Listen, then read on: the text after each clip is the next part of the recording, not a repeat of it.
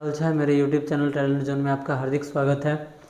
अभी हमारा जो सब्जेक्ट चल रहा है मैथ चल रहा है और उसका चैप्टर अभी हम आपको कोऑर्डिनेट पढ़ा रहे हैं। कोऑर्डिनेट का 3 क्लास हमारा हो चुका है और सबसे इम्पोर्टेंट जो 5 नंबर के लिए क्वेश्चन पूछता है उसका भी एक क्वेश्चन मैंने आपको करवाया है।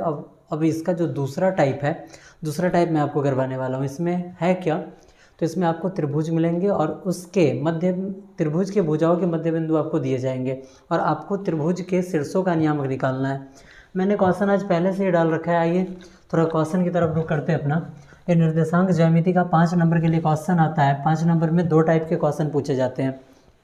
एक जो मैं आपको पिछले वीडियो 3 में मैं आपको बता चुका हूँ और ये हमारा चौथा वीडियो होने वाला है। चलिए क्वेश्चन देखते हैं। किसी त्रिभुज की भुजाओं के मध्य बिंदु का निर्देशांक।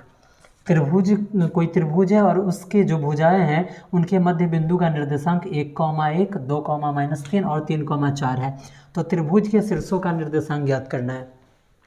मैं आपको एक महत्वपूर्ण बात बता दूं कि जो CBSE बोर्ड वाले बच्चे हैं जिनका एग्ज़ाम होने वाला है, तो कोऑर्डिनेट से उनके एग्ज़ाम में भी 6 से 8 नंबर का क्वेश्चन आता है।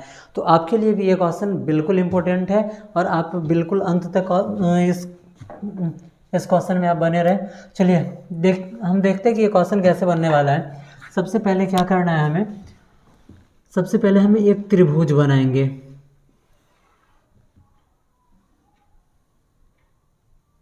त्रिभुज का नाम हम ABC ले लेते हैं। क्वेश्चन कह रहा है कि त्रिभुज के भुजाओं के मध्य बिंदु का निर्देशांक, यानी कि इस भुजा का मध्य बिंदु ये हो जाएगा, भुजा BC का मध्य बिंदु ये है और AB का मध्य बिंदु ये है। हम इसका नाम P, इसका Q और इसका R ले लेते हैं। P का नियामक हम ले लेते हैं 1,1, Q का नियामक हम ले लेते हैं 2,-3 और R का नियामक हम ले लेते हैं 3,4। हमें करना क्या है, तो A, B और C का नियामक निकालना। देखिए कितना इजी है A, B और C का नियामक निकालना। हमें करना कुछ नहीं है, जो चीज़ हमें नहीं पता रहता है उसको हम x मान लेते हैं, लेकिन यहाँ पर कोऑर्डिनेट है x और y दोनों मानना पड़ेगा हमें। हम लिखेंगे यहाँ पर, बनाते हैं क्वेश्चन, लिखेंगे माना कि बिंदु A का नियामक x1, y1, B का नियामक x2, y2 तथा C का नियामक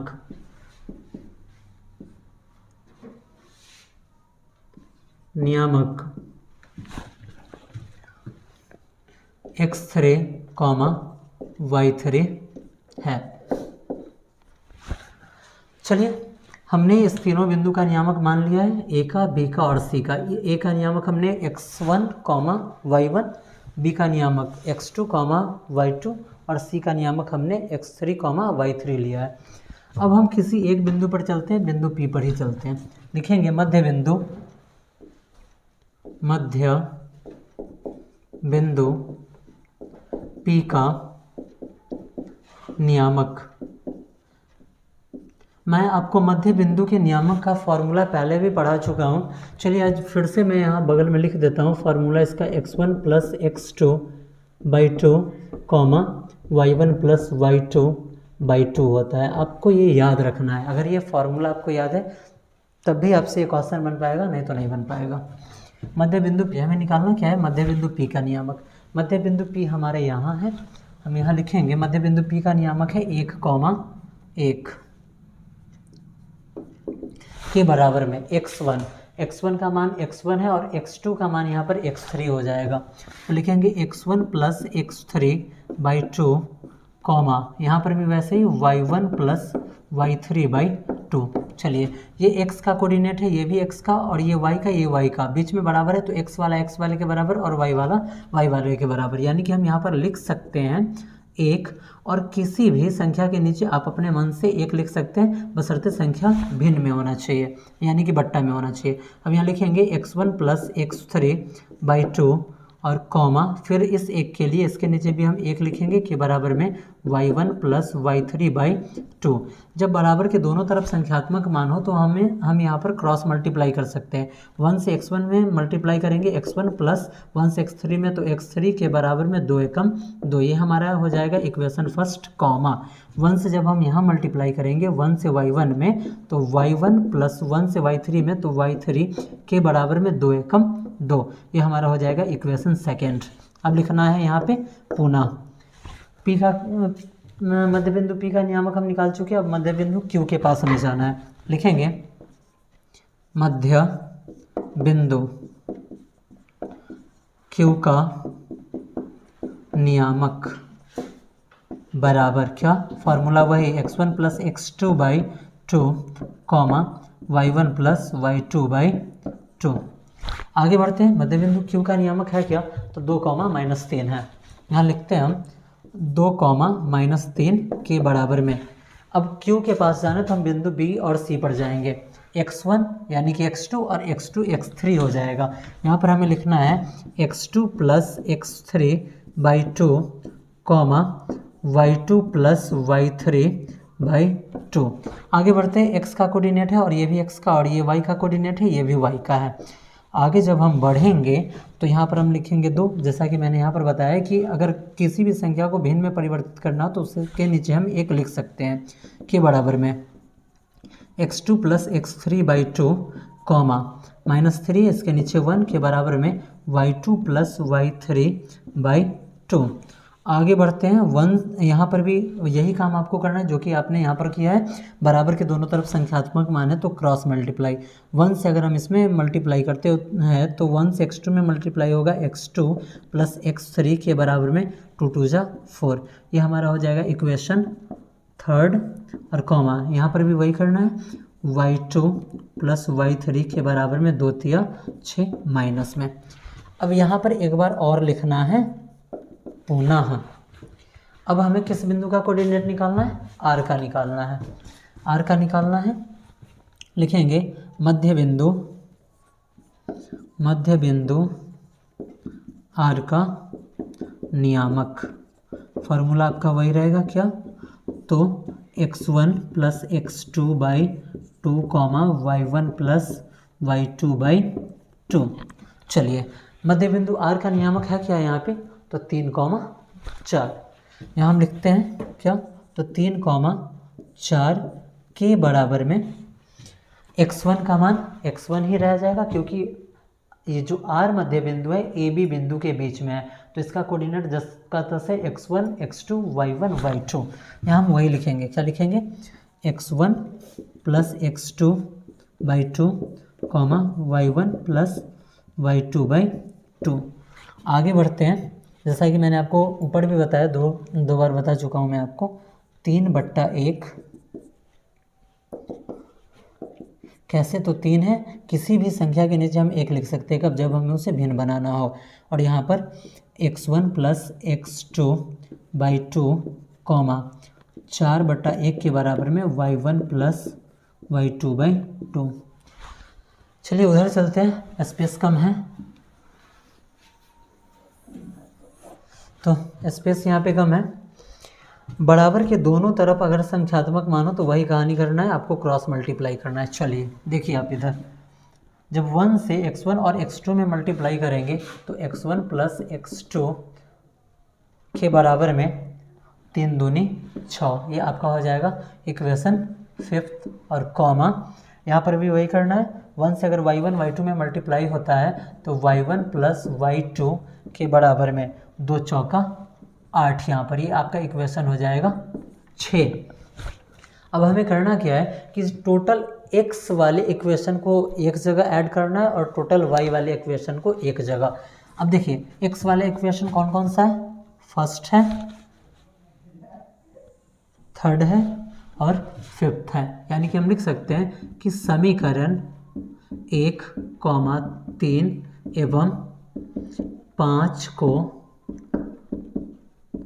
जोड़ने पर समीकरण 1 क्या है, समीकरण 1 है x1 plus x3, x1 plus x3 अब जोड़ने का नियम क्या होता है कि आपको राइट साइड वाले को राइट साइड वाले के साथ और लेफ्ट साइड वाले को लेफ्ट साइड वाले के साथ जोड़ना है। अभी हम राइट साइड वाले लेफ्ट साइड वाले लिख रहे हैं, तो सारा लेफ्ट साइड वाला ही यहाँ पे आएगा, x1 plus x3 plus x2 plus x3 plus x2 plus x3, और उसके बाद यहाँ पे प्लस x1 प्लस x2 के बराबर में यहाँ पे 2 है प्लस यहाँ पे 4 है प्लस यहाँ पे 6 है।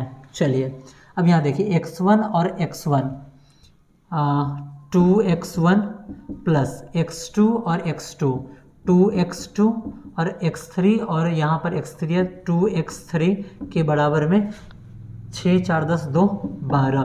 सब में 2 कॉमन है, 2 कॉमन ले लेते तो हमारे पास बचा x1 plus x2 plus x3 के बराबर में 12। ये 2 यहाँ पर गुना में, इधर आएगा भाग में, यानी कि x1 plus x2 plus x3 के बराबर में 12/2, ये कट गया, यहाँ पे 6 आ गया,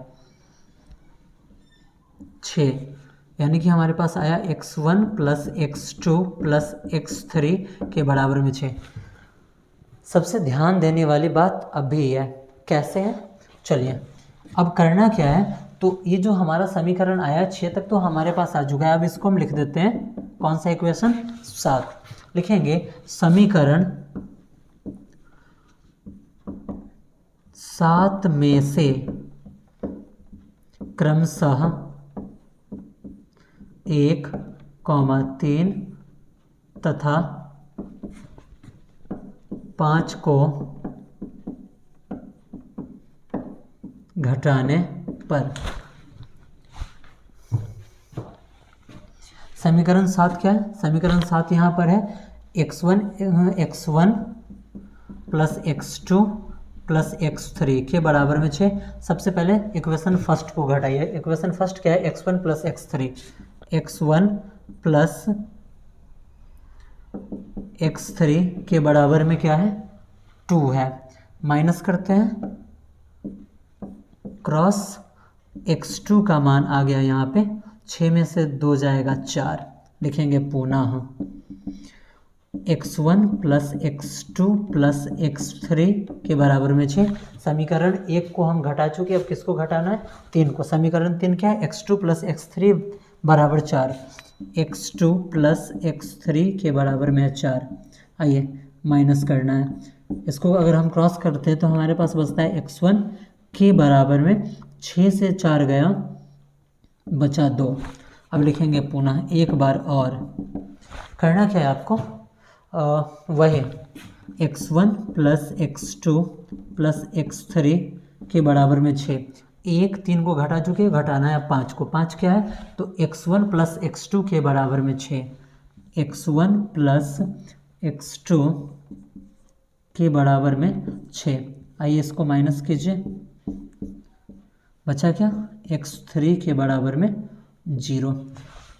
हमें निकालना था x1 x2 और x3 का मान, जो कि हमें यहाँ मिल चुका है। x2 का मान 4, x1 का 2 और x3 का 0 है।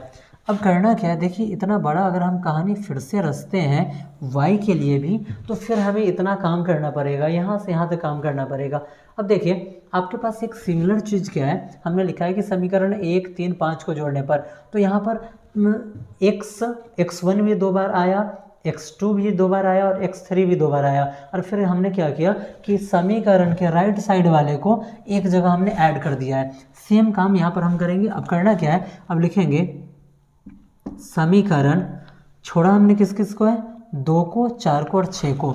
तो समीकरण, जगह थोड़ा कम है, वैसे बोर्ड तो बहुत बड़ा है लेकिन ये क्वेश्चन उससे भी बड़ा होता जा रहा है, इसी वजह से थोड़ी परेशानी है। खैर समझ में आ जाएगा। समीकरण 2, 4 तथा 6 को जोड़ने पर, आपको अब इतना बड़ा कांड करना नहीं है। करना क्या है, तो हम देख रहे हैं कि यहाँ पर प्रत्येक डिजिट दो बार आया, तो हमें यहाँ पर भी वही करना है। लिखेंगे 2y1 plus 2y2 plus 2y3 के बराबर में ऐड कर देते हैं। किसको किसको, आइए 2 और -6 और 8। 8 में से अगर 6 जा रहा है तो बच रहा है 2 और यहाँ का 2, 2 2 4 यहाँ पर आ जाएगा। उम्मीद करता हूँ क्लियर होगा। कैसे हमें अब y कोऑर्डिनेट वाले के राइट साइड वाले को जोड़ना है तो 2 और 8 10 और 10 में से अगर हम 6 को माइनस करते हैं, 6 को अगर हम माइनस करते हैं तो हमारे पास, ये आपका फोर्थ इक्वेशन था, हमारे पास बचता है 4। यहाँ पर 4 है, 2 कॉमन ले लेते तो यहाँ पर बचा y1 plus y2 plus y3 के बराबर में 4। अब ये 2 उधर यहाँ पर गुणा में उधर जाएगा भाग में, तो y1 प्लस y2 और प्लस y3 का मान यहाँ पर आ गया 2। फिर सेम काम यही करना है क्या। अब इसको हम समीकरण ले लेते हैं, कौन सा, तो 8 लिखेंगे। समीकरण 8 में से क्रमशः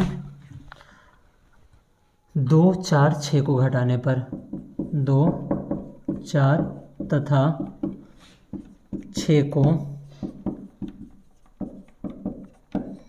घटाने पर, चलिए करना क्या है, घटाते हैं।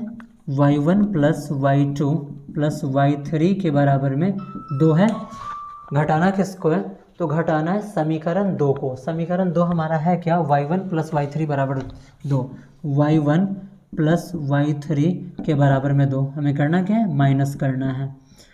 ये कटा, ये कटा, यहाँ पर बचा y2 के बराबर में 2 में से 2 गया 0। अब लिखेंगे पुनः, हमने लिख दिया पुनः। फिर वही काम करना है, क्या करना है, तो y1 plus y2 plus y3 के बराबर में है 2। अब किसको घटाना है, चौथा समीकरण को। चौथा समीकरण हमारा है क्या, y2 plus y3 minus 6। y2 plus y3 के बराबर में माइनस 6। ये डिजिट चेंज करना है, माइनस माइनस और यहाँ माइनस है तो प्लस, दोनों कैंसिल हो गया। तो y1 बराबर 6 और 2 8। एक बार और हो जाए क्या, पुनः लिखते हैं यहाँ पे पुनः। फिर क्या करना है, तो वही y1 plus y2 plus y3 के बराबर में 2 है। अब किसको माइनस करना है, समीकरण 6 को। समीकरण 6 हमारा क्या है, y1 प्लस y2 के बराबर में है 8। आइए माइनस माइनस और यहाँ पर भी माइनस, ये दोनों कैंसिल हुआ। यहाँ पर बचा y3 के बराबर में, अगर 2 में से हम 8 घटाते हैं तो हमारे पास आता है -6।